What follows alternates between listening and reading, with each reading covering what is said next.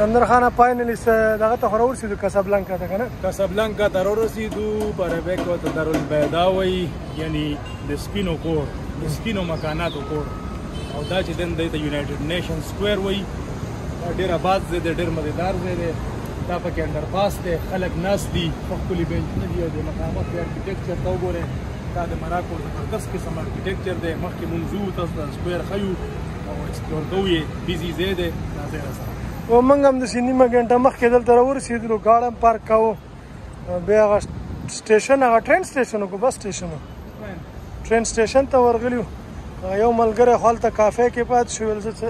انټرنیټ کار کوم ما سکندر ته راووتو موږ ویل موږ به دا سکویر لږ ایکسپلور کړو همداسې ګرځو راګرځو موږ په خپله هم داسې ډېر بلد نه یو دا سکندر خو یو ځل نیم راغلی دی زه خو بلکل نیم راغلی نو دغه د مراکو زموږ د روډ د ټریپ یو بل ښار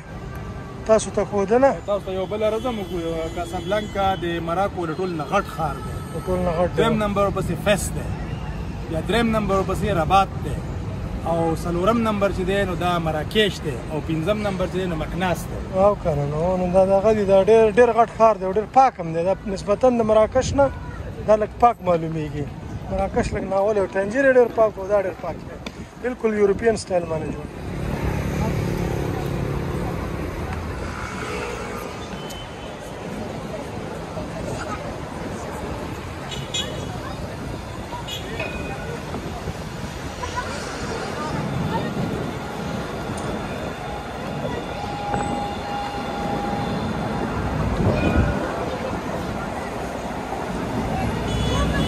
دا اخیری سټاپ ورته ښکاري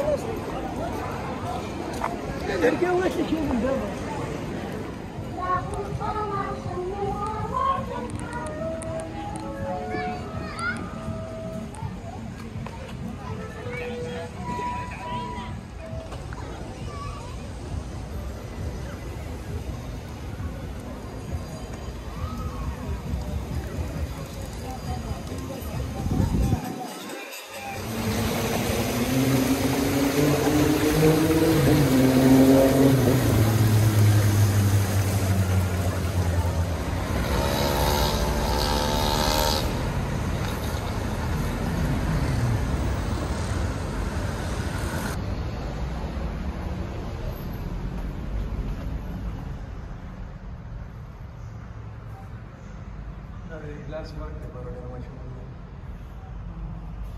topa bachana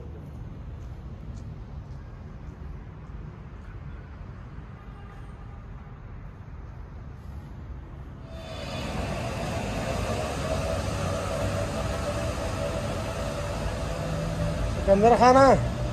چیرته ناستې پیره بس دا مې پیره یو ډېر خاص ځای له راوستې دا څنګه په پیرس کې نوټرډیم چرچ نه دی دا په هغه طرز باندې کاسابلانکا کې نوټرډیم ولا چرچ جوړ کړی دی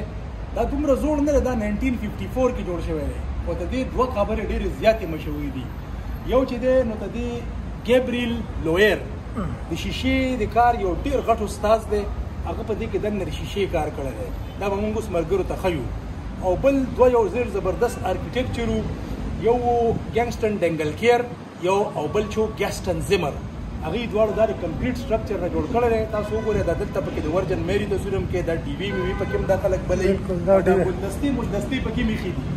او خبرې د دې ډېرې زیاتې مشهورې دي یو دننه په دې کې د شیشې کار شوی دی تاسو ته ما وویل چې ګیبریل لویر یو ډېر زبردست د شیشې کاریګر دی هغه جوړ کړی دی بل لکه د دې د کنکریټ د سټرکچر دی خاص کر دا ګیټ تاسو وګورئ بره کې هغه سلیم نشان جوړ دی خو دا ګیټ وګورئ دا پته نه لګي چې تقریبا یره چې مینیمم 50 میټره به دا اوچت دا ګیټ نو د دې دا دوه خبرې ډېرې مشهورې دي زوړ دومره نه دی او ارکیټیکچر ډېر زبردست دی او خاص کر د شیشې موږ تاسو ته د شیشې کار ښیو مننه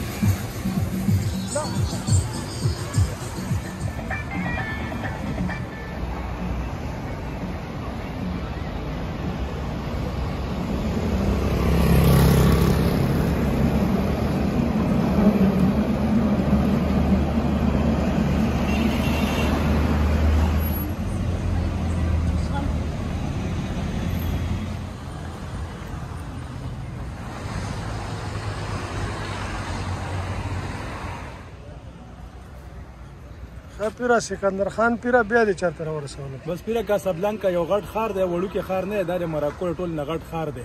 ماته مې دې نه مخکې یو کتیډرل ته بوتلی وو د وکته دا مې بل کتیډرل راوستی د دې نوم د سیکرډ هارټ کتیډرل یعنی د پاک زړه ګرجا د پاک زړه ګرجا دا په 1930 کې په 1913 کې جوړ شوی دی او دا چې وو دا اول چرچ بیا کتیډرل شو بیا چې په 1955 کې مراکو جان آزادي واغسته او د دې چرچ فنکشن ختم شو د فنکشنل پاتې نه شو دې نه اوس چې د کلچر سنټر جوړ کړی دی د کې ایگزیبیشن کیږي میوزیک کنسرت پکې کیږي مراکن یعنی مطلب د کاسابلانکا خلک پکې راغونډيږي غونډې پکې کیږي کنسرت پکې کیږي نور د ډېری کیږي چې ډېر غټ ځای دی خو شوي اوس چرچ پاتې نه شو او 1956 کې کله دی آزاد شو نو د هغه حیثیت ختم شو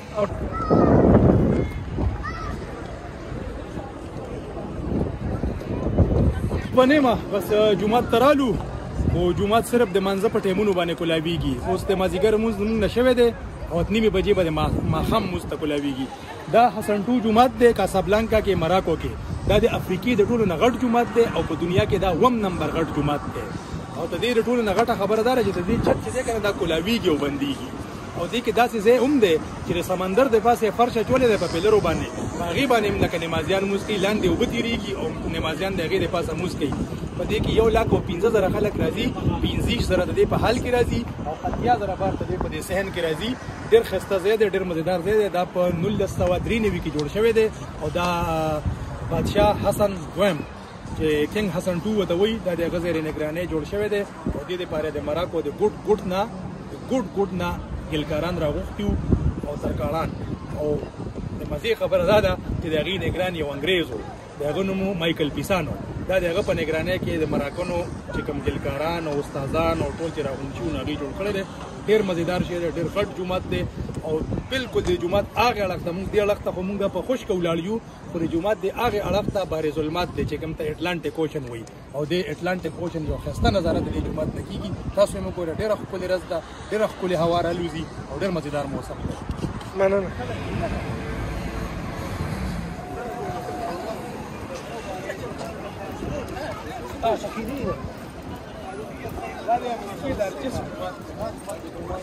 پرخه کې به نور جماعتونه چرته همدا یو دی نو